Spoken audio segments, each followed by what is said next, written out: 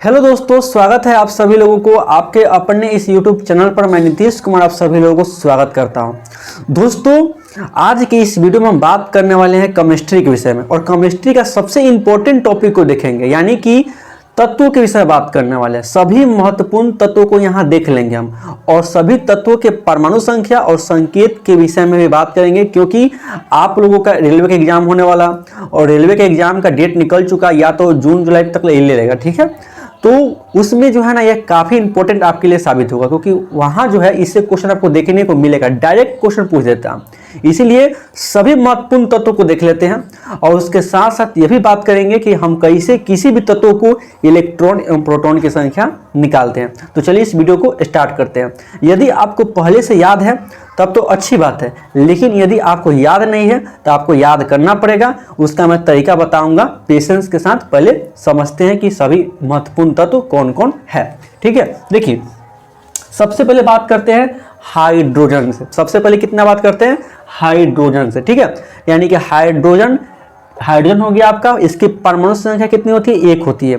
और परमाणु संकेत क्या होता है? H होता है। यानी कि हाइड्रोजन का परमाणु संख्या 1 होता है, और संकेत क्या होता है? H होता है। इधर मैंने संकेत लिखा है, और यहाँ आपका क्या है? परमाणु संख्या है। मैंने सीरीज वाइज लिखा हुआ, ठीक है। देखिए, तो हाइड्रोजन का संकेत होगा H, परमाणु संख्या 1। उसी प्रकार हीलियम का संकेत होगा H ही, परमाणु संख्या होगा 2। उसी प्रकार लिथियम का होगा Li, परमाणु संख्या 3 होगा। उसी प्रकार बेरिलियम का होगा Be, परमाणु संख्या 4 होगा। बोरोन का होगा B, परमाणु संख्या 5 होगा। कार्बन का होगा C, परमाणु संख्या 6 होगा। नाइट्रोजन का होगा N, परमाणु संख्या 7 होगा। ऑक्सीजन का होगा O, परमाणु संख्या आपका 8 होगा। और फ्लोरीन का होगा F, परमाणु संख्या 9 होगा। और नियोन का होगा Ne, परमाणु संख्या 10 होगा, ठीक है। अभी तो आपको पढ़ रहे हैं ना, याद होगा, चिंता मत करिए, याद होगा, ठीक है। उसके बाद देखिए सोडियम का होगा Na, परमाणु संख्या 11। मैग्नीशियम का होगा Mg, परमाणु संख्या 12। एल्युमिनियम का होगा Al, परमाणु संख्या 13। ये सब इंपॉर्टेंट है, समझ लिया ना, इसको याद करना ही पड़ेगा, और कोई ऑप्शन है ही नहीं, एकदम बढ़िया से याद करना पड़ेगा। सिलिकॉन का होगा Si, परमाणु संख्या होगा 14। फास्फोरस का होगा P, परमाणु संख्या 15। सल्फर का होगा S, परमाणु संख्या 16, ठीक है। और क्लोरीन का होगा Cl, परमाणु संख्या 17। एक तो नोटिस कर लेना, क्लोरीन का होगा Cl, परमाणु संख्या 17। आर्गन का होगा Ar, परमाणु संख्या 18। पोटेशियम का होगा K, परमाणु संख्या 19। और कैल्शियम का होगा Ca, और इसका परमाणु संख्या होगा 20। ये ना होता है, मानव के बॉडी में सबसे ज़्यादा पाया जाता है कैल्शियम, कितना? 20, याद रखिएगा। उसके बाद स्कैंडियम का होता है Ac, परमाणु संख्या 21। टाइटेनियम Ti, टाइटेनियम का कितना होता है? 22। उसी प्रकार वेनेडियम का होगा V, परमाणु संख्या 23। उसी प्रकार क्रोमियम कैसिया, परमाणु संख्या 24। उसके बाद मैग्नीज Mn, परमाणु संख्या 25। उसके बाद लोहा समझते हैं ना, अरे लोहा तो देखते होंगे महाराज। तो लोहा हो गया, एक परमाणु संख्या कितना होगा? F ही होगा। इसे फेरस भी कहते हैं, ठीक है। अब परमाणु संख्या कितना होगा? 26। कोबाल्ट का होगा CO, और परमाणु संख्या 27। निकेल का होता है Ni, परमाणु संख्या 28। कॉपर का होगा Cu, परमाणु संख्या 29। और जिंक का होगा Zn, परमाणु संख्या 30। यहाँ तो मैंने 1 से 30 तक सभी महत्वपूर्ण तत्वों को देखा, ठीक है, देख लिए ना। लेकिन यहाँ 1 से 30 तक काम नहीं चलेगा, आपको कुछ 20 गोले कम से कम और याद करना पड़ेगा। ये सीरीज वाइज काफ़ी इंपॉर्टेंट है, और आपको याद करना पड़ेगा एक लाइन से, ठीक है। और इसको याद करने का मात्र एक ही तरीका है। ऐसे तो देख लिए कि हाइड्रोजन है, हीलियम है, लिथियम है, बेरिलियम है, बोरोन है, तो आपको एक सीरीज से याद करना है, यानी कि 1 से 30 तक एकदम याद करते रहना, और उंगली पर याद करना है। जैसे कि देखिए, hydrogen, helium, lithium, beryllium, boron, carbon, nitrogen, oxygen, fluorine, neon, sodium, magnesium, aluminium, silicon, phosphorus, sulphur, chlorine, argon, potassium, calcium, scandium, titanium, vanadium, chromium, manganese, ferrous के बाद आपका कोबाल्ट होगा, निकेल होगा, कॉपर होगा, जिंक होगा। आपको इसे याद करना है एक लाइन से, और दिन भर में 4 टाइम रिवीजन करिए, सुबह, दोपहरिया, शाम और रात के सोने से पहले। ऑटोमेटिक याद हो जाएगा, और ऐसा याद होगा ना कि आपको वो भूलियो नहीं पाइएगा। एकदम मुंह याद हो जाएगा। और याद करना नेसेसरी है क्योंकि केमिस्ट्री पढ़ रहे हैं और जब तक ये याद नहीं रहेगा आपसे फार्मूला बनेगा नहीं, आपको रिएक्शन समझ में नहीं आएगा, समझ में नहीं आएगा कहाँ इलेक्ट्रॉन ट्रांसफर किया, कहाँ प्रोटॉन ट्रांसफर किया। तो इसलिए ये काफी इंपॉर्टेंट है। देखिए संकेत के चक्कर में मत पड़िएगा, आपका संकेत तो बहुत आसान ना है। जैसे हाइड्रोजन का H हो गया ना, हीलियम का He कर दिया, कहाँ कुछ कर रहा है, लिथियम का Li कर दिया, बेरिलियम का B कर दिया, बोरॉन का B कर दिया, कार्बन का C कर दिया, नाइट्रोजन का N कर दिया, सबका पहला लेटर उठा कर डाल दे रहा। अरे भाई जी, तो पहले आप याद तो करिए तत्वों के नाम। जब तत्वों के नाम याद हो जाएगा ना तो ऑटोमेटिक परमाणु संख्या भी याद हो जाएगा। समझ में आ रहा है ना? तो पहले आप मेन काम करिए कि सब तत्वों के नाम याद करिए। तत्वों के नाम याद करिएगा तो ऑटोमेटिक छाप पड़ जाएगा। तो कौन बड़का बात है आपके लिए संकेत याद करना। समझ में आ रहा है कि नहीं आ रहा? और ऊपर से मैं बता रहा हूं आपको तरीका कि एक लाइन से ऑल टू ऑल तत्वों को याद करिए, यानी कि 1 2 3 4 5 ऐसे सीरीज 1 से 30 तक याद करिएगा। आपका समझिए कि 70% काम हो गया। और 30% काम को अभी हम तुरंत बताते हैं कि वो 30% कैसे हैंडल करना है। ऐसे तत्व तो 118 को हो गया, तो 118 को कौन याद करेगा? सब तो इंपॉर्टेंट है नहीं, कुछ से कुछ नहीं इंपॉर्टेंट है।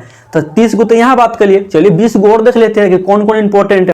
चलिए दोस्तों अब देख लेते हैं कि और कौन कौन सा तत्व इंपॉर्टेंट है। ठीक है, देखिए सबसे पहले आपको बात करना है क्रिप्टन के विषय में। क्रिप्टन संकेत क्या होता है? Ka। अब परमाणु संख्या कितनी होती है? 36 होती है। वैसे क्या होगा? चांदी, यानी कि Ag हो जाएगा, परमाणु संख्या 47 हो जाएगा। उस पर टीन हो जाएगा, टीन का संकेत Sn हो जाएगा और परमाणु संख्या 50 हो जाएगा। फिर एंटीमनी, एंटीमनी का क्या होगा? Sb और परमाणु संख्या 51। फिर वैसे ही आयोडीन का संकेत I होगा, परमाणु संख्या 53 होगा। फिर जेनोन हो गया, जेनोन का संकेत Xc होगा और परमाणु संख्या 54 हो जाएगा। फिर बात करिएगा लैथेनम, लैथेनम का क्या होगा? La होगा संकेत और परमाणु संख्या कितना होगा? तो 57 होगा।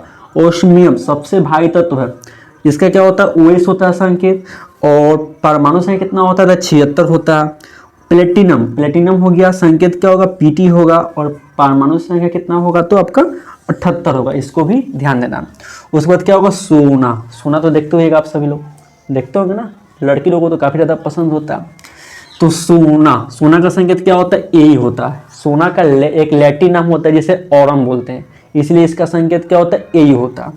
परमाणु संख्या कितना होता है? 79, बहुत इंपॉर्टेंट है, ध्यान दीजिएगा।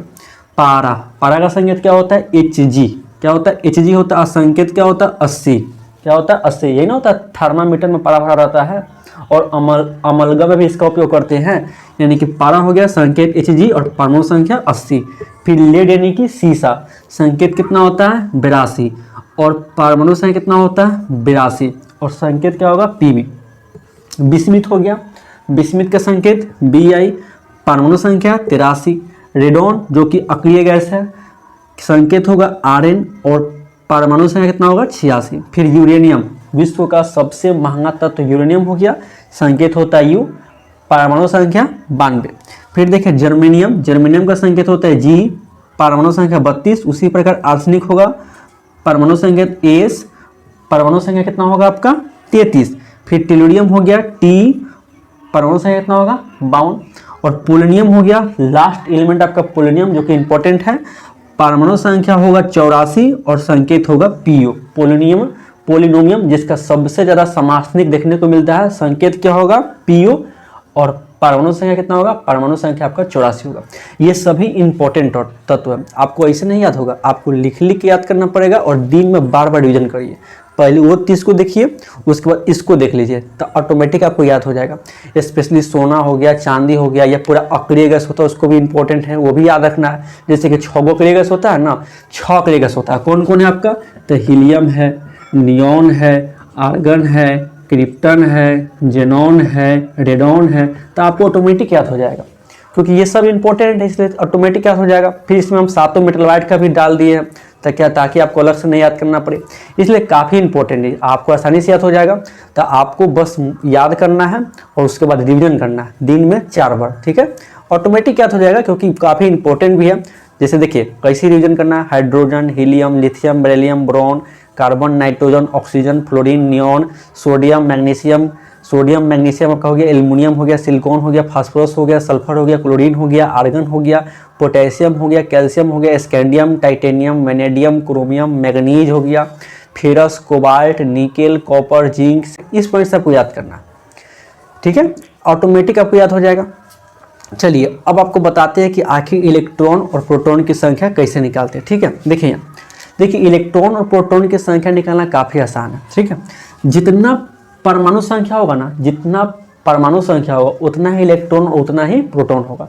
जितना परमाणु संख्या होगा उतना ही क्या होगा, इलेक्ट्रॉन और उतना ही प्रोटॉन होगा। जैसे एग्जांपल देखिए, जेड से इंडिकेट करते हैं परमाणु संख्या को, जेड से क्या इंडिकेट करेंगे, परमाणु संख्या को। ई से इंडिकेट करते हैं इलेक्ट्रॉन को और पी से इंडिकेट करते हैं प्रोटॉन को। इलेक्ट्रॉन होता है नेगेटिव चार्ज और प्रोटॉन होता है पॉजिटिव चार्ज, ये आपको ध्यान देना। और जेड से क्या होता है, परमाणु संख्या। बस इतना ही आपको काम है। जितना परमाणु संख्या होता है ना उतना ही इलेक्ट्रॉन होगा, उतना ही प्रोटॉन होता है, उतना ही इलेक्ट्रॉन उतना ही प्रोटॉन। कितना, जितना परमाणु संख्या होता है उतना। ठीक है, चलिए एक एग्जांपल बताता हूँ आपको। जैसे कि कार्बन का परमाणु संख्या कितना होता है, कार्बन का परमाणु संख्या होता है 6। कितना होता है, 6, क्योंकि मैंने बता चुका अभी, मैंने बताया ना अभी, कार्बन का परमाणु संख्या हो गया 6। तो 6 परमाणु संख्या है, तो कहने का मतलब जेड का मान कितना हो गया, 6 हो गया। जेड का मान कितना हो गया, 6 हो गया। तो इलेक्ट्रॉन कितना होगा, इलेक्ट्रॉन किसके बराबर होता है, तो जितना परमाणु संख्या हो तो उतने बराबर ना होगा, यानी कि इलेक्ट्रॉन भी 6 होगा और प्रोटॉन भी कितना होगा, प्रोटॉन भी परमाणु संख्या के बराबर होता है, तो प्रोटॉन भी कितना होगा, 6 होगा। ये ध्यान देना है, बस ये देखना है कि इलेक्ट्रॉन नेगेटिव चार्ज होता है, प्रोटॉन क्या होता है आपका, पॉजिटिव चार्ज होता है। यानी कहने का मतलब यह है कि किसी भी तत्व का जितना परमाणु संख्या होता है उतना ही इलेक्ट्रॉन होता है, उतना ही प्रोटॉन होता है। जैसे कि देखिए, जैसे कि आपको मैग्नीशियम बताइए, तो मैग्नीशियम का परमाणु संख्या होता है 12। तो इसमें कितना इलेक्ट्रॉन और कितना प्रोटॉन होगा, तो जाहिर सी बात है कि इलेक्ट्रॉन जो होता है परमाणु संख्या के बराबर होता है, यानी कि 12 भी इलेक्ट्रॉन होगा, और प्रोटॉन भी जो होता है परमाणु संख्या के बराबर होता है, यानी कि 12 भी इसमें क्या होगा, प्रोटॉन होगा। ये नेगेटिव होगा, ये आपका पॉजिटिव होगा, यही तो है।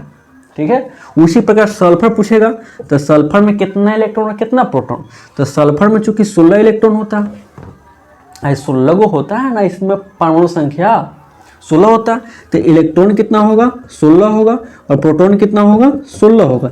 लेकिन ये नेगेटिव चार्ज रहेगा, ये कितना रहेगा, पॉजिटिव चार्ज आपका रहेगा, ये ध्यान देना। लेकिन एक चीज ध्यान दीजिएगा, कभी कभी पूछ देता है कि यदि आपसे कभी कभी पूछ देगा कि जैसे सपोज करिए कि आपका सोडियम है, ठीक है, सोडियम का परमाणु संख्या कितना होता है, 11 होता है। ठीक है, ये कहेगा, तो पूछेगा कि इलेक्ट्रॉन प्लस प्रोटॉन कितना होगा, इलेक्ट्रॉन प्लस प्रोटॉन कितना होगा, तो पता है कितना होगा, 0 होगा। कितना होगा, 0। कैसे होगा, क्योंकि देखिए यदि सोडियम का परमाणु संख्या 11 है तो इसमें कितना इलेक्ट्रॉन होगा, 11, और प्रोटॉन कितना होगा, 11। लेकिन एक चीज ध्यान दीजिएगा, इलेक्ट्रॉन क्या होता है, नेगेटिव चार्ज होता है, यानी कि नेगेटिव चार्ज इलेक्ट्रॉन हो गया, और प्रोटॉन क्या होता है, पॉजिटिव चार्ज होता है, तो ये तो प्रोटॉन ही पॉजिटिव चार्ज है। तो -11 और +11 कितना होता है, 0 हो जाएगा। कितना हो जाएगा, 0। तो वही ना हम 0 लिख दिए डायरेक्ट। तो ये चीज़ ध्यान दीजिएगा, यानी कि आप लोग जो है इलेक्ट्रॉन और प्रोटॉन भी निकालना सीख गए, इसलिए काफ़ी इंपॉर्टेंट है, इसको ध्यान देना। ठीक है, और ये भी ध्यान देना है कि किसी भी तत्व में इलेक्ट्रॉन और प्रोटॉनों की संख्या मिलाकर कितना होता है, 0 होता है। कितना होता है, 0 होता है। और ये भी ध्यान देना है कि किसी भी तत्व में जितना उसकी परमाणु संख्या रहती है उतना ही उसमें इलेक्ट्रॉन होता है, उतना ही उसमें प्रोटॉन होता है, जैसा कि मैंने एग्जाम्पल बता दिया। तो चलिए आज की इस वीडियो में बस इतना ही। हम लोग आज बहुत इंपॉर्टेंट तत्व को देख लिए और इलेक्ट्रॉन और प्रोटॉन को निकालना सीख गए। चलिए मिलते हैं नेक्स्ट वीडियो में। और